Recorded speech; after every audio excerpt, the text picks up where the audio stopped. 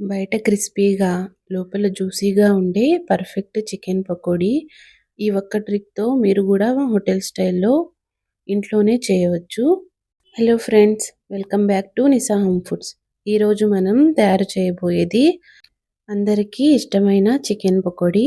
Simple ingredients, అలాగే oil కూడా ఎక్కువగా పీల్చుకోకుండా సూపర్ క్రిస్పీగా ఎలా చేయాలో స్టెప్ బై స్టెప్‌గా చూపిస్తాను. వీడియో లాస్ట్ వరకు చూడండి. ముందుగా హాఫ్ కేజీ చికెన్ విత్ బోన్స్‌తో తీసుకున్నాను. మీరు బోన్‌లెస్ కూడా తీసుకోవచ్చు. చికెన్‌ని 2 లేదా 3 సార్లు వాష్ చేసి వాటర్ లేకుండా తీసుకోవాలి. 1 స్పూన్ ఉప్పు, పావు స్పూన్ పసుపు, సగం నిమ్మకాయ ఇలా పిండుకొని బాగా కలుపుకోవాలి. 1 నిమిషం పాటు బాగా ఇలా మిక్స్ చేసుకోవాలి. ఇప్పుడు 1 స్పూన్ కారం వేసుకోవాలి. అలాగే 1 స్పూను అల్లం వెల్లుల్లి పేస్ట్ కూడా వేసుకొని, ఇప్పుడు 1 స్పూన్ ధనియా పౌడర్, అర స్పూను జీలకర్ర పొడి, అలాగే 1 స్పూను చికెన్ మసాలా కూడా వేసుకోవాలి. ఇప్పుడు పావు స్పూన్ అంతా మిరియాల పౌడర్, అలాగే కొంచెం ఫుడ్ కలర్ కూడా వేసుకొని బాగా మిక్స్ చేసుకోవాలి. అన్ని స్పైసెస్ ముక్కలకి బాగా పట్టేటట్టు బాగా మిక్స్ చేసుకోవాలి. ఇప్పుడు 2 టేబుల్ స్పూన్ల శనగపిండి, 1 టేబుల్ స్పూన్ బియ్యపు పిండి, అలాగే 1 టేబుల్ స్పూన్ కార్న్ ఫ్లోర్ కూడా వేసుకోవాలి.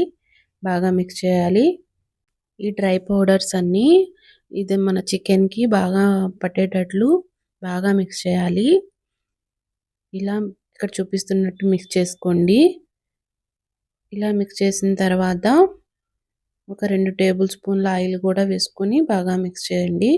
ఇప్పుడు 1 స్పూను వాటర్ కూడా వేసుకోండి.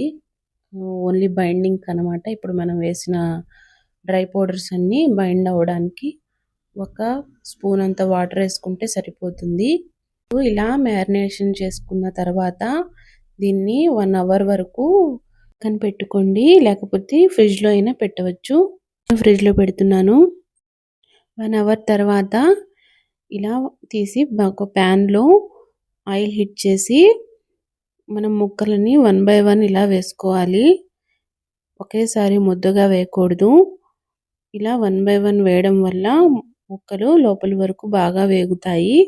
ఇక్కడ చూపిస్తున్నట్టు ఇలా వేసుకోండి. చికెన్ ముక్కలను ఇలా వేసిన వెంటనే కలపకూడదండి. కొద్దిగా వేగిన తర్వాత ఇలా కలుపుకోండి మెల్లగా. అప్పుడు మనం వేసిన మసాలా విడిపోకుండా ఉంటుంది. ఇలా ఫ్రై చేసుకొని పక్కన తీసుకోవాలి. అదే విధంగా ఇంకో బ్యాచ్ కూడా వేసేసుకోండి. ఇలానే విడివిడిగా వేసుకోవాలి. ఇలా వేసుకొని ఫ్రై చేసుకోవాలి. అంతేనండి, మన చికెన్ పకోడీ రెడీ అయింది. ఇప్పుడు చూడండి పకోడీ ఎంత సాఫ్ట్‌గా జ్యూసీగా ఉందో.